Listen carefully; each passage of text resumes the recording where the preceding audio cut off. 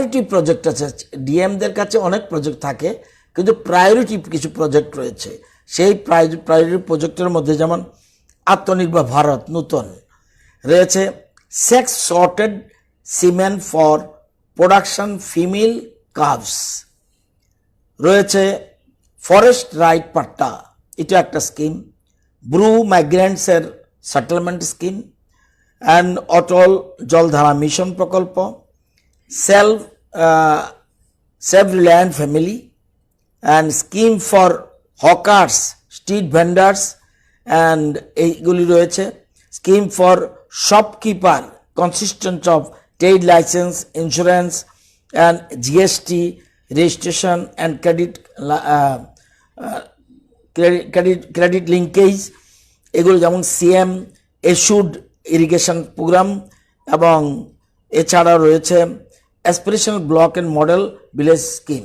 এগুলির জন্য আমরা প্রত্যেক ডিস্ট্রিক্টের ডিএমের সাথে একজন করে proposal for creation of 8 ex cadre post of ADM and collectors priority প্রজেক্টসের জন্য ফর 8 ডিস্ট্রিক্টস ইন ত্রিপুরা, এবং 1 officer on special duty OSD settlement of brew migrants under revenue department in the pay matrix level 20 of the Tripura state pay matrix 2018 considered thereof।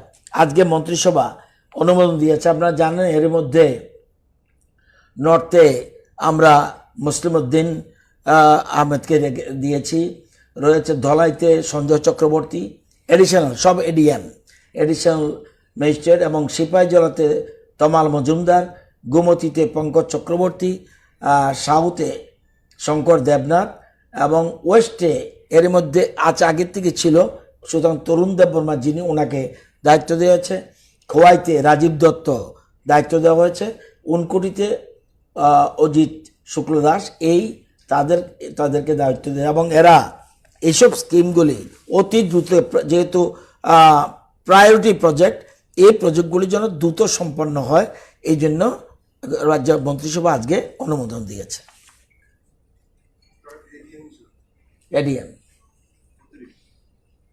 ADM and collectors priority projects, তাদের কাজটা হলো এই যে প্রজেক্টগুলি আমি বললাম, হ্যাঁ আগের থেকে আছে, কেউ সব না। যেমন নর্থে মুসলিমউদ্দিন আহমেদ এই নতুন এডিএম দায়িত্ব দেওয়া হয়েছে, এবং পোস্ট ক্রিয়েশন, সেই জন্য বলছে proposal for creation of 8 ex cadre post ADM and collector, ওখানে তো আছে, কিন্তু দায়িত্ব দেওয়া হয়েছে এই কাজগুলি তারা মূলত দেখবে।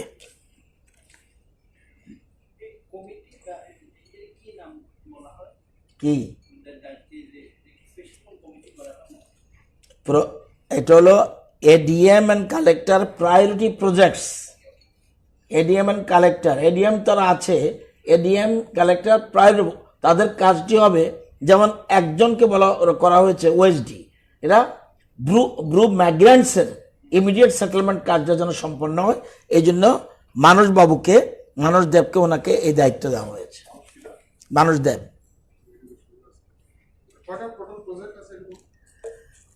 আছে, অনেক প্রজেক্ট ডিএম এর কাছে থাকে, কিন্তু মূলত 10টা।